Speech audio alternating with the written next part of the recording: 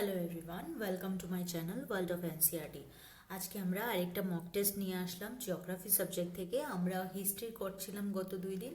আজকে আমরা জিওগ্রাফি নিয়ে দেখব কয়েকটা। আপনারা যারাই জিওগ্রাফির পোর্শনসটা কমপ্লিট করে নিয়েছেন তাদের একটা রিভিশন করানোর জন্য এই প্রস্তুতি।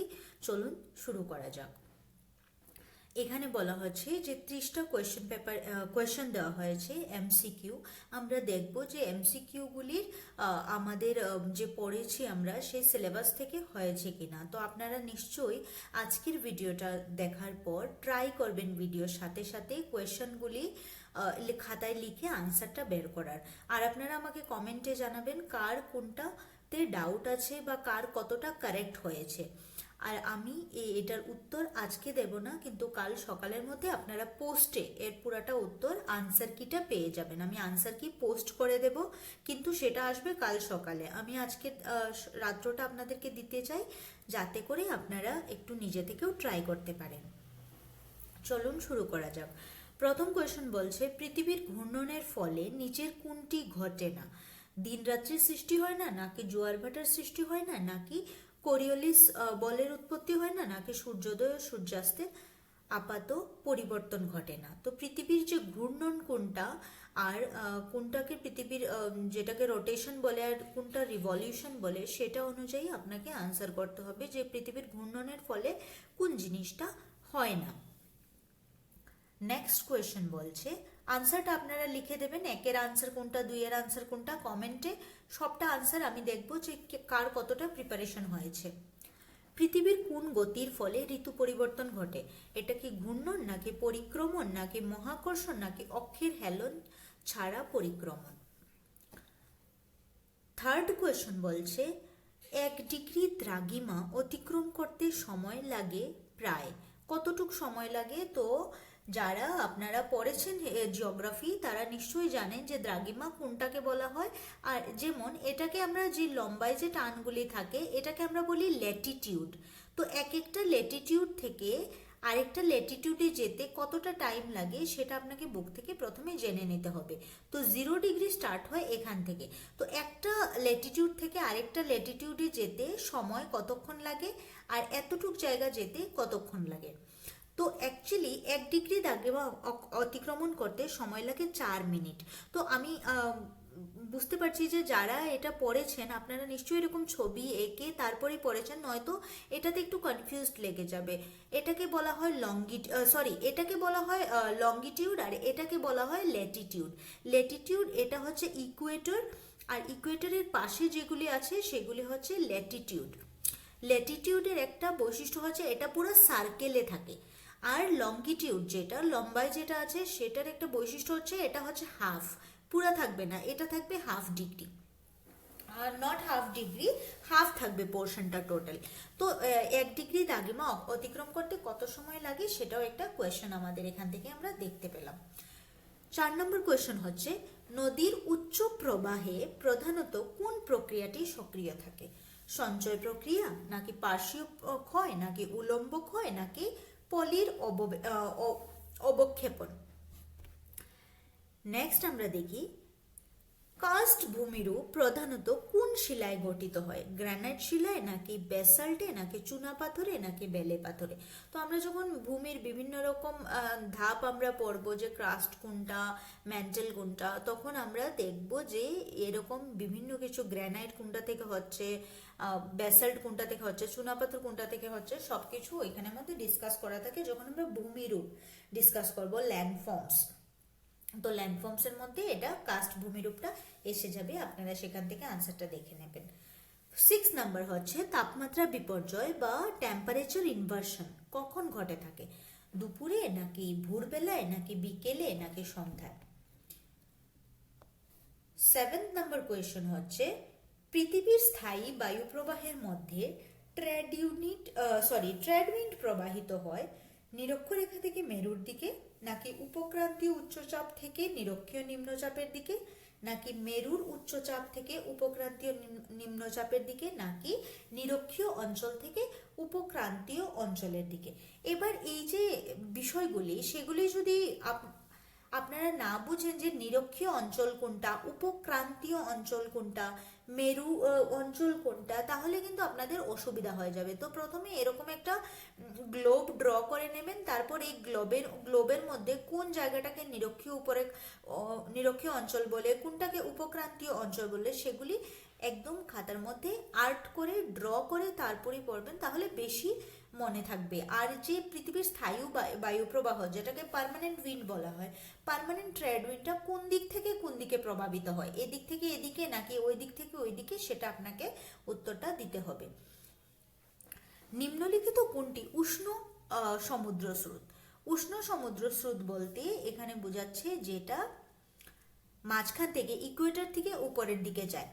ল্যাব্রাডর স্রোত, ক্যালিফোর্নিয়া স্রোত, গালফ স্ট্রিম নাকি পেরু স্রোত, এই 4টা স্রোতের মধ্যে কোনটা উষ্ণ স্রোত বা ওয়ার্ম কারেন্ট?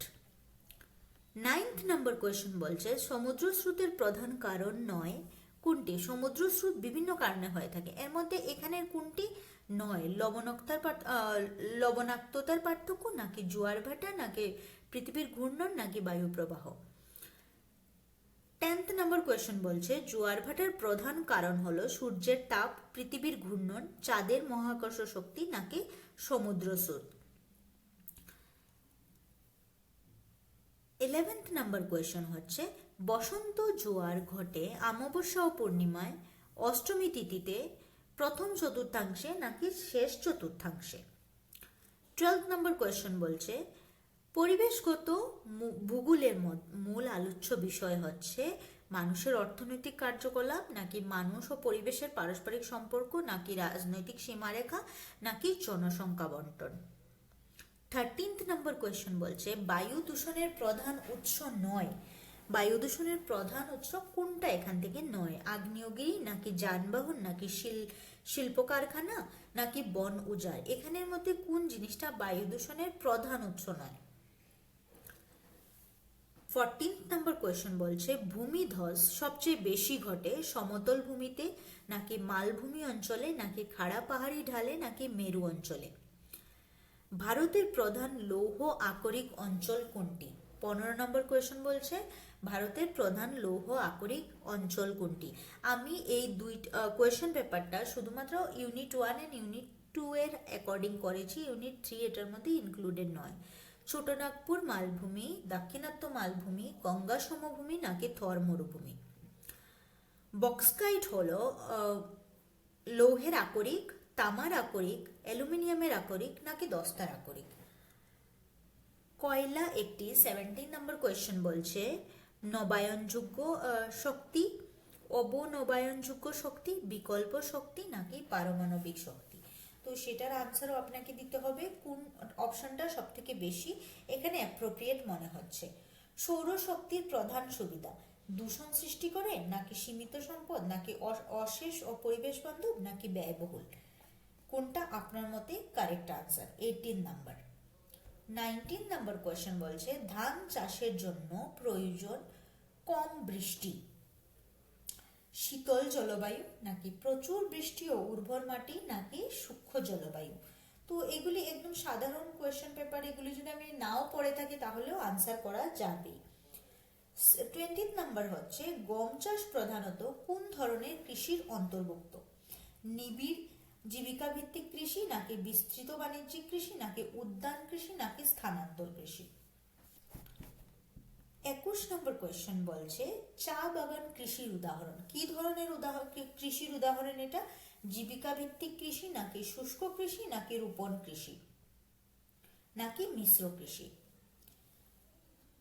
22 নম্বর কোয়েশ্চেন বলছে বিশ্বের প্রথম আধুনিক লৌহ ইস্পাত শিল্প গড়ে ওঠে জার্মানি, নাকি যুক্তরাষ্ট্র, নাকি জাপান, নাকি যুক্তরাজ্য?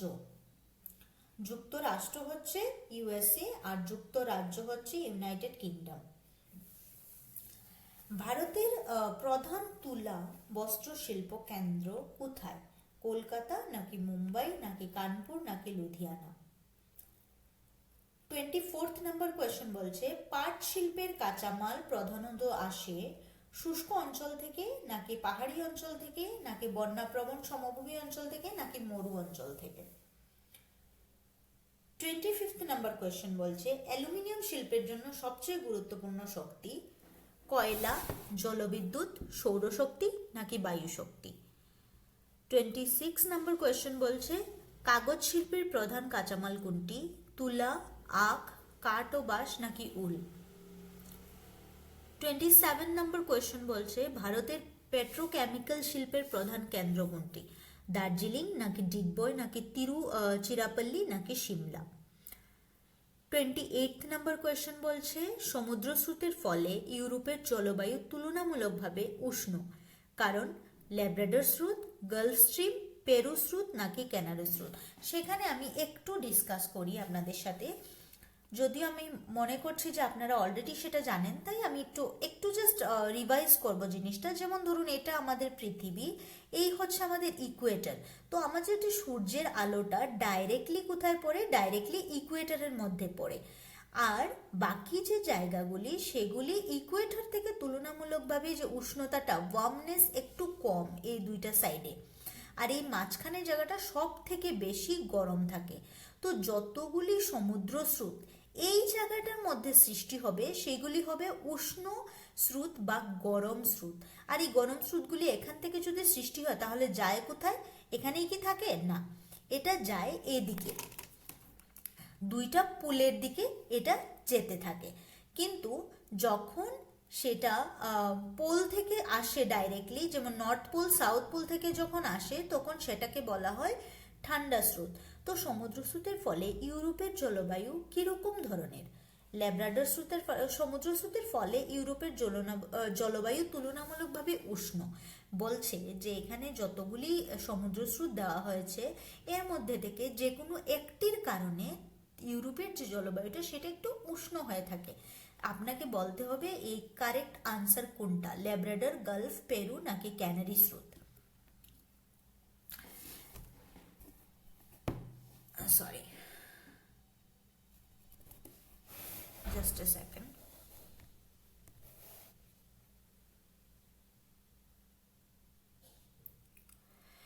Now 29th number question বলছে বায়ুর চাপ পরিমাপের যন্ত্র থার্মোমিটার নাকি হাইগ্রোমিটার,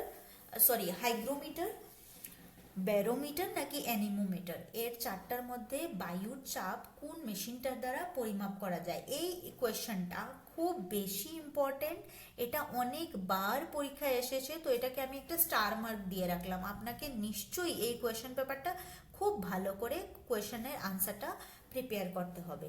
পৃথিবীর সবচেয়ে ঘন বায়ুস্তর হলো, ঘন বলতে সে এখানে বোঝানো হচ্ছে যে পৃথিবীর যে বায়ুস্তর আছে, এই ধরুন আমার ঘর বাড়ি, এটার মাঝখানে যে আছে এটাকে বলা হয় ট্রপোস্ফিয়ার, তারপর আছে স্ট্র্যাটোস্ফিয়ার, এরকম যে আয়নোস্ফিয়ার, মেসোস্ফিয়ার, এরকম বিভিন্ন যে স্ট্যাপগুলি আছে, thermosphere, troposphere, stratosphere, thermosphere, mesosphere, ionosphere, এর মধ্যে থেকে সব থেকে ঘন কোনটা, মানে সব থেকে মোটা বা যার দৈর্ঘ্যটা কোনটার সব থেকে বেশি। তো আপনারা তো অলরেডি জানেন আনসারটা, নিশ্চয়ই এটা ক্লিক করে দেবেন। আর কমেন্টে নিশ্চয়ই জানাতে ভুলবেন না যে কার কতটা আনসার কারেক্ট হয়েছে। আর কালকে সকালে আমি পোস্টের মধ্যে, যদি সকালে নাও হয়ে থাকে ইভিনিংয়ে আমরা ডিসকাস করে নেব আনসারগুলি, আনসার রেডি করে রেখেছি আমি দেখতে চাই যে আপনাদের প্রস্তুতিটা কতটা। এই ছিল আমাদের আজকের ডিসকাশন। 30টা কোয়েশ্চেন আমরা আজকের মক টেস্টের মধ্যে দেখলাম। আশা করি অনেকে এগুলি একদম কমন পড়েছে, সবগুলি কোয়েশ্চেন যারা রেগুলার পড়াশোনা করছেন। তো মক টেস্টটা শুধুমাত্র একটু রিভিশনের জন্য, যে এরকম ধরনের কোয়েশ্চেন আসলে ভিতর থেকে বা একটু ডিপে গিয়ে আপনারা কতটা আনসার করতে পারবেন। তো যাদের ভিডিওটা ভালো লেগেছে একটা লাইক করে দেবেন, একটা হাইপ করে দেবেন, যাতে আপনাদের মতো অন্যদেরও ভিডিওটা পছন্দ হয় বা কোনো একটা কাজে আসে। এটা একটা রিকোয়েস্ট, এতে কোনো আপনাদের কিছু খরচ হবে না, শুধুমাত্র একটা লাইক আর একটা হাইপ করে দেবেন। যদি আপনার মনে হয় যে নেক্সট কোনো টপিক আপনার ডিসকাস করলে ভালো লাগবে বা আপনার জন্য উপকৃত হবেন আপনি, তাহলে নিশ্চয়ই কমেন্টে জানাবেন যে কোন বিষয়টা নিয়ে নেক্সট ডিসকাস করলে আপনার সুবিধা হবে। ধন্যবাদ সবাইকে, আজকের মতো দেখা হচ্ছে আবার।